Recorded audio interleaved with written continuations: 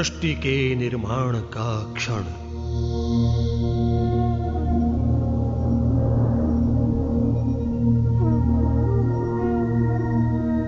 खोलती है मूक माटी।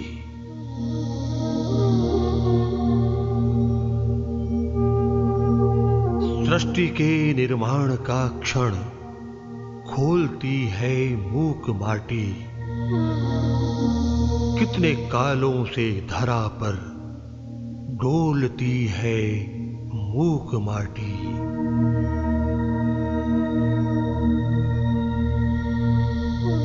तत्व जीवन के मिलाकर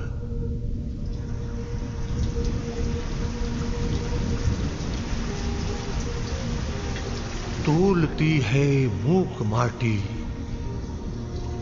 हम बहुत अनभिज्ञ हैं, आभास ही हमको नहीं है, वरना हर पल जाने क्या क्या बोलती है मूक माटी।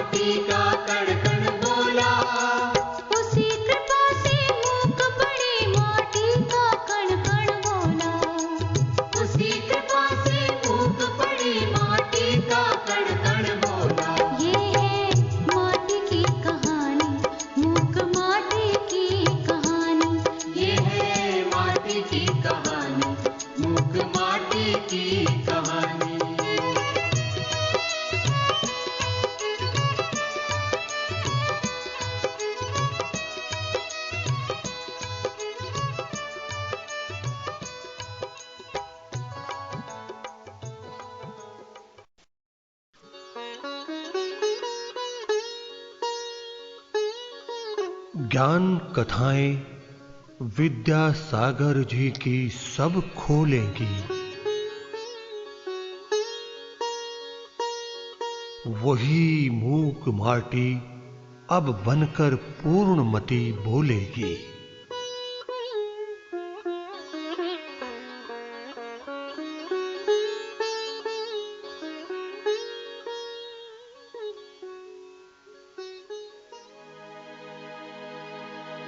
मैं बिनती हूँ एक अरज हूँ श्री गुरु चरणों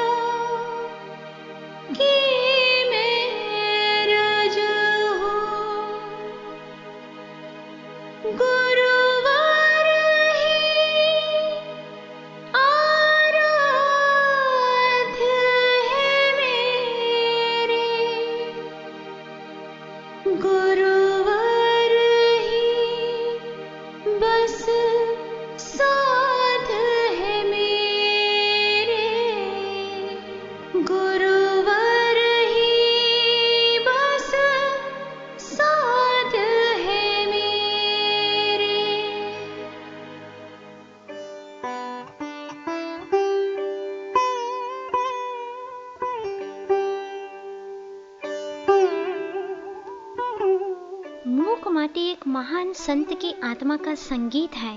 त्याग, तप और तेज की अनुभूतियों से गूंजता हुआ ये महाकाव्य अध्यात्म सरोवर के राजहंस, सौम्य स्वभावी ग्रंथराज समयसार और मूलाचार की जीवंत अनुकृति पूज्यपाद आचार्य श्री विद्यासागर जी महाराज की लेखनी का अद्भुत और विलक्षण चमत्कार है, जिसमें पददलित माटी को महाकाव्य का विषय बनाकर उसे संपूर्ण जीवन दर्शन का प्रतीक बना दिया।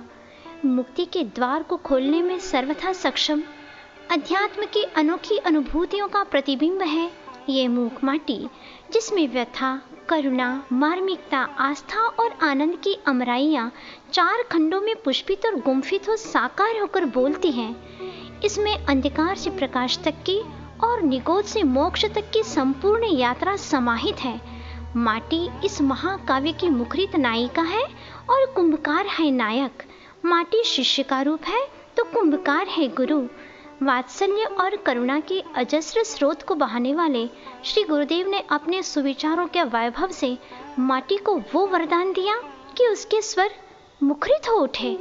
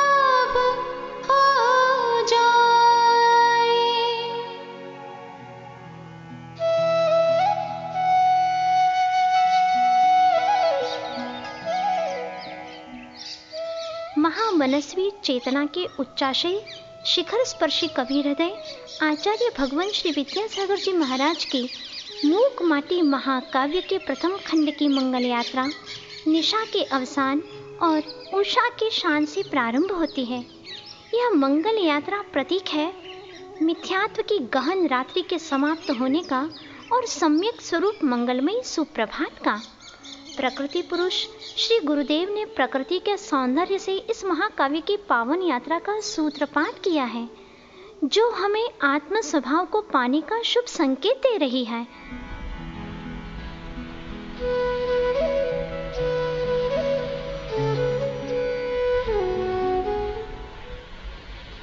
एक ओर बाल रवि उनिंदासा करवटें ले रहा है तो दूसरी ओर सरपट सागर की ओर सरकती सरिता तट की माटी माँ धरती से कहती है, हे माँ, स्वयं पतिता हूँ और पातिता हूँ औरों से अधम पापियों से पद दलिता हूँ। माँ, इस पर्याय की इति कब होगी, इस काया की च्युति कब होगी, बता दो माँ, बता दो माँ, इसे कुछ उपाय करो माँ, खुद अपाय हरो माँ। और सुनो माँ, विलंब मत करो, पद दो, पथ दो, पाथे भी दो माँ।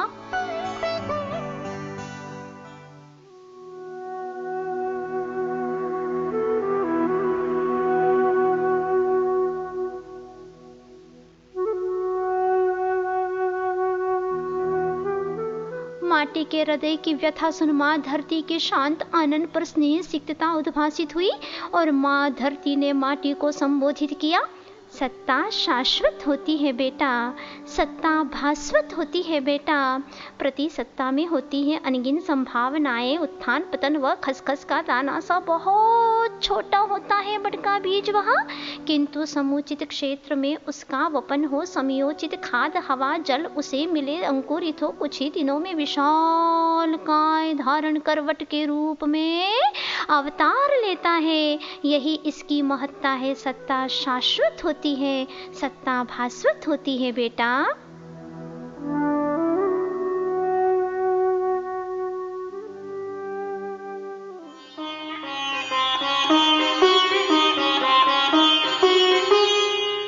प्रत्येक आत्मा में परमात्मा होने की क्षमता है, बशर्ते उसे सही समागम मिले। सुनो बेटा, उजली उजली जल की धारा बादलों से झरती है, धला धूल में या धूनील हो दलदल में बदल जाती है।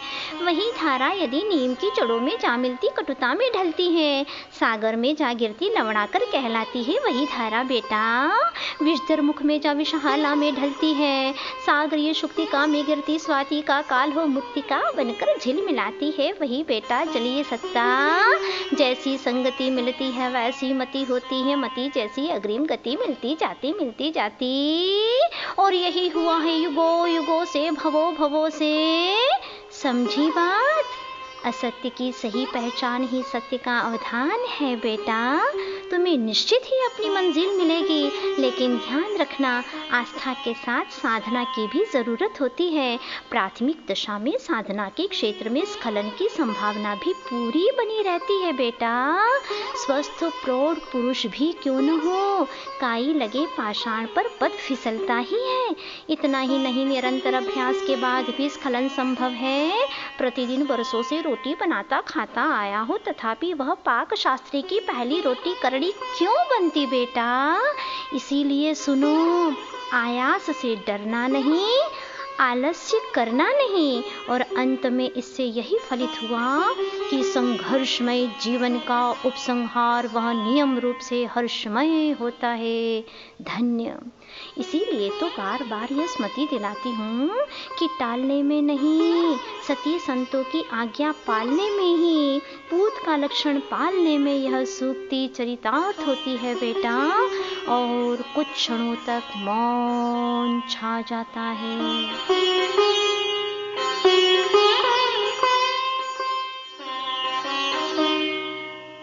माटी ने धरती माँ की हर बात को हृदय से स्वीकार किया और वो कहती है माँ धरती से, हे माँ, चेतन की इस सृजनशीलता का भान किसे है? चेतन की इस द्रवणशीलता का ज्ञान किसे है? इसकी चर्चा भी कौन करता है रुचि से, कौन सुनता है मति से, और इसकी अर्चा के लिए किसके पास समय है माँ? आज तक इस जीवन में आध्यात्मिक अंकुर कभी नहीं फूटे। सच है, इस महाकाव्य के सृजता गुरुदेव श्री विद्यासागर जी महाराज ने प्रत्येक पृष्ठ पर नैतिकता, सात्विकता और धार्मिकता को समय समय पर उकेरा है, किंतु श्रोता जब आध्यात्मिक दृष्टिकोण से श्रवण करता है तो प्रत्येक अक्षरों से उभरता है आध्यात्मिक रस और आत्मिक आनंद झरने लगता है। माँ धरती कहती है, वाह वाह, धन्यवाद बेटा, मेरे आशय को तुमने समझ लिया। अब मुझे कोई चिंता नहीं, और कल की मंगलमयी प्रभात में कुंभकार आएगा तुम्हें पतित से पावन बनाने। समर्पण भाव से तुम्हें उनके चरणों में प्रणिपात करना है, अपनी यात्रा का सूत्रपात करना है। कुंभकार के आगमन के समय सूर्य रश्मियां अपना प्रकाश बिखेर चुकी थी। ठीक ही है, जब भव्य आत्मा को गुरु का सानिध्य प्राप्त होता है तो ज्ञान रश्मियां उसे अंतः प्रकाश से समालोकित कर देती हैं, और ये मंगल घटना का संकेत।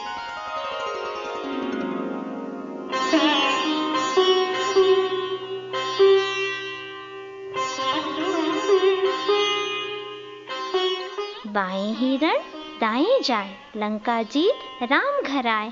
यही दृश्य यहाँ देखा जा रहा है और भविष्य में विजय की कामनाएं साकार हो उठी हैं। कुंभकार ने ओमकार को नमन कर अहंकार का वमन किया। तदनंतर माटी को कुदाली से खोदना प्रारंभ किया, जैसे साधक ज्ञान की कुदाली से आत्मरस को खोदता है।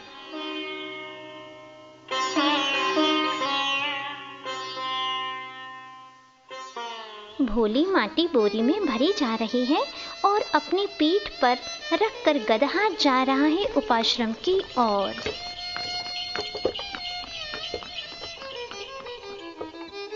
किंतु खुरदरी बोरी की रगड़ से पीठ छिल रही है, पीर मिल रही है। आंसुओं के बहाने बाहर आ पूरी बोरी को भिगोती सी माटी की अनुकंपा मानो कह रही है, दूसरों पर दया करना ही स्व की याद करना है। तभी गदहा प्रार्थना करता है, मेरा नाम सार्थक हो प्रभु। यानी गद का अर्थ है रोग, हा का अर्थ है हारक।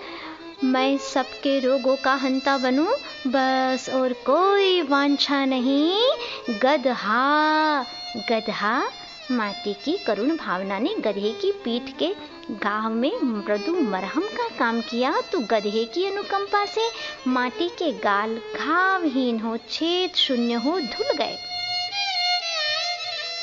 परस्परोपग्रहो जीवानाम यह सूत्र सूक्ति चरितार्थ हुई। कर्म विजय की इस यात्रा में उपाश्रम का परिसर आ गया। तुरंत बारीक तार वाली चालनी लाई गई और माटी छानी जा रही है। स्वयं शिल्पी चालनी का चालक है। वास्तव में गुरु ही शिष्य के विकारी कंकरों को निकाल सकते हैं। तभी माटी का संशोधन हुआ और माटी को संबोधन हुआ, किंतु निष्कासित कंकरों में समुचित सा अनुभूत संक्रोधन हुआ। तथापि संयत भावों में शिल्पी से निवेदन करते हैं वे कंकर कि हमारा वियोगीकरण माँ माटी से किस कारण हो रहा है। मृदु शब्दों में शिल्पी ने कहा कि नीर का क्षीर बनना ही वर्ण लाभ है, वरदान है, और क्षीर का फट जाना ही वर्ण संकर है, अभिशाप है। इससे ही फलित हुआ अलम विस्तरेण।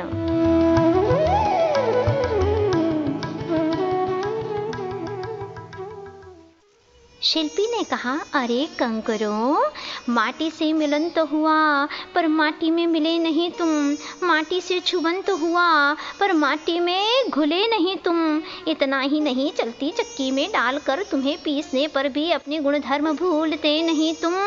भले ही चूर्ण बनते रेतिल माटी नहीं बनते तुम में कहाँ है वह जल धारण करने की क्षमता।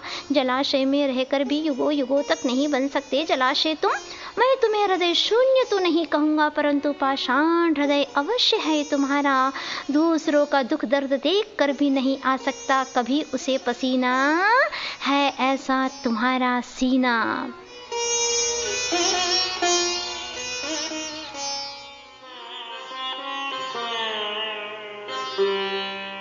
अंत में कंकरों का दल रो पड़ा। फिर प्रार्थना के रूप में, ओ मानातीत मार दो मूर्ति माटी माँ, एक मंत्र दो इसे जिससे कि यह हीरा बने और खरा बने कंचन सा। कंकरों की प्रार्थना सुनकर माटी की मुस्कान मुखरित होती कि संयम की राह चलो, राही बनना ही तो हीरा बनना है। स्वयं राही शब्द ही विलोम रूप से कह रहा है, राही हीरा। अब तन और मन को तप की आग में तपा तपा कर जला जला कर राख करना होगा, यतना घोर करना होगा, तभी कहीं चेतन आत्मा खरा उतरेगा। खरा शब्द स्वयं ही विलोम रूप से कह रहा है, राख बने बिना खरा दर्शन कहाँ। राख खरा। आज माटी को बस फुलाना है और इस कार्य हेतु तो प्रांगण में कूप है। कूप पर खड़ा है कुंभकार, कर में थी बाल्टी, भंवर कड़ीदार, उसे नीचे रखता है और उलझी रस्सी को सुलझा रहा है। झट सी वह सुलझती भी, पर सुलझाते समय रस्सी के बीचों बीच एक गांठ आ पड़ी। कसी गांठ है वह, बहुत पुरुषार्थ करने पर भी गांठ खुल नहीं रही है। तब उत्तेजित हो घटती इस घटना को देख कर रसना भी बोल उठी,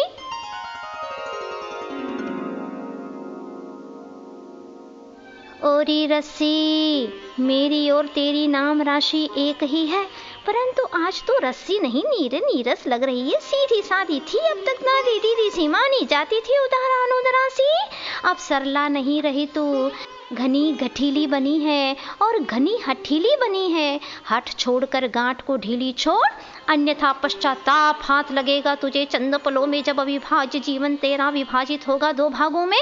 और इस निंद्य कार्य के प्रति छी छी थू थू कह